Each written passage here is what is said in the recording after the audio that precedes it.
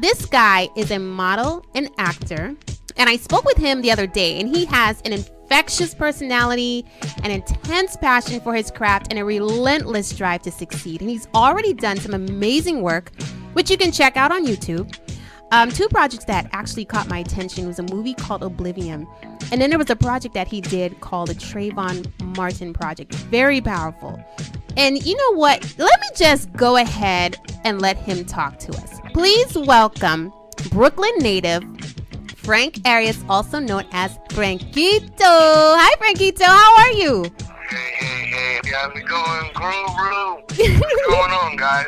It's great. Welcome to the Groove Room. Now, I understand that you are a model and actor. So tell us, how did you get your start? All right. This is going to be funny, but it's very true. My manager was my friend before she became my manager. Okay. So she used to come and hang out with me in my neighborhood all the time. Every time she comes, every time I spoke with my friends or I speak to people in the street, she always said, "You're very captive because people stop and really listen to what you have to say. You should be on TV." So I told her, I was like, "TV, really? You're just kidding. I'm not going to waste my time on something like that." And she's like, "No, let's try it. You never know." That's how it happened. Just like We that. got a photo shoot, and we just tried it on, and thank God we got a little successful from it. That's what's up. So now you're acting, you do a little bit of modeling, but acting is your thing though, right? Yes. Okay, now who actually is your greatest inspiration to become an actor, and why? It's actually Jim Carrey. As much as people would expect me to say Leo or Denzel Washington, it was actually Jim Carrey from Pet Detective. And why is that? Because for some reason I love the movie, and I always watch them, and I started just saying to myself, well, if he can do this and act a fool, and people are gonna pay him for this, why can't I try this? Right. So I started watching and practicing. And little by little, I just, instead of going to school for acting, I would just sit at home and watch movies all day and mimic. I got to be pretty good at mimicking people.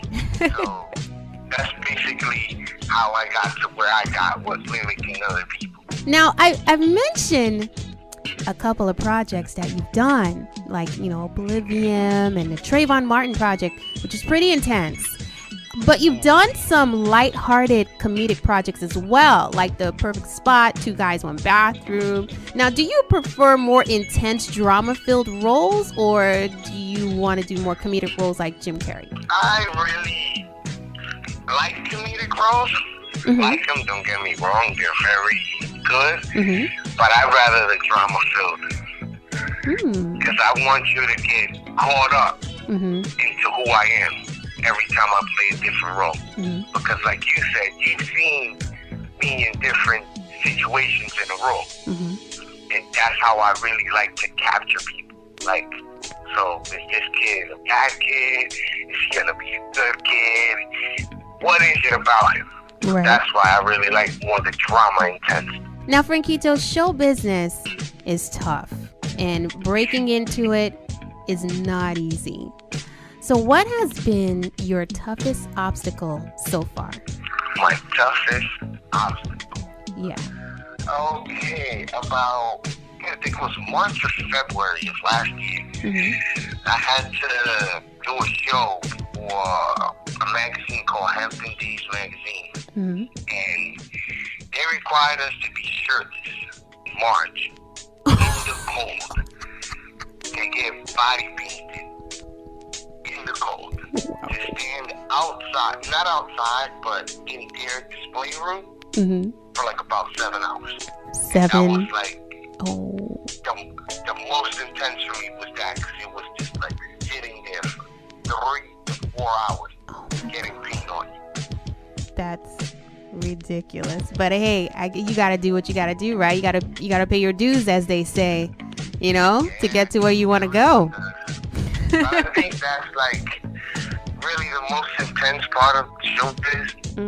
It's not the being on camera, the preparation to get to the camera. Yeah, and all the elements and adjusting to the environment and all of that. Yeah. That's a lot. Now, your look is very versatile. Now, ladies, check them and you'll see what I mean. Now, do you find that your roles come easily for you because of your versatility? Or do you find that you have to work just as hard, if not harder? I'm not gonna undermine other actors. There's actors that they land the role just by being who they are. I really get a lot of more, how would I say it, not to make it sound very, very wrong. I cut a lot of corners, and a lot of directors cut corners with me because of my hair. So what's going on with the hair? My hair being long was actually something towards like my brother. He was like my father to me. Yeah. And I really love my brother to death and everything. I always do everything I do is for him. So I grew my hair in memory towards my brother. Oh, wow. And yeah, when I was going to cut it, a lot of like directors, stylists was like, don't do it. Yeah. Don't do it. Like, that's one of your powers right there. And I truly, it has worked. Well, if it's working to your advantage, I say leave it. And it's beautiful, by the way. Thank you. You're welcome. You're welcome. Now, regarding the Trayvon Martin project, when did you guys shoot that? We actually shot the film. The day they released the 911 transcript. So I'm sure it must have been surreal to be a part of that project when you were shooting it. Now, in light of what's going on with, the Trayvon Martin case currently on trial, is there like a different impact for you, if any? The impact that I had, I was actually, to be honest, I was truly blessed to be part of that project. Yeah. We actually shot it with Trevor Bukatri, who used to play for the Jets. He was the one who funded the project. Okay.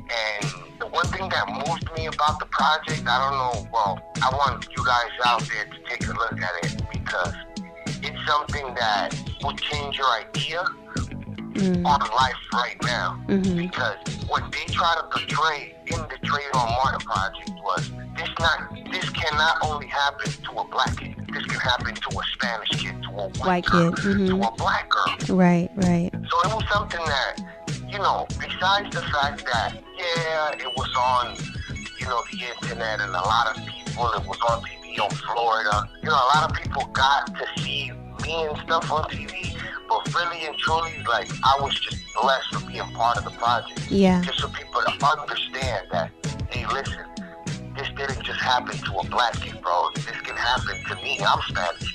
Right. This can happen to you. You're Israeli. This can happen to you. You're Indian. This is just not black people. This can be anybody. Anybody, yeah. It's pretty intense. My goodness. So what's in store for Frankito in the near future?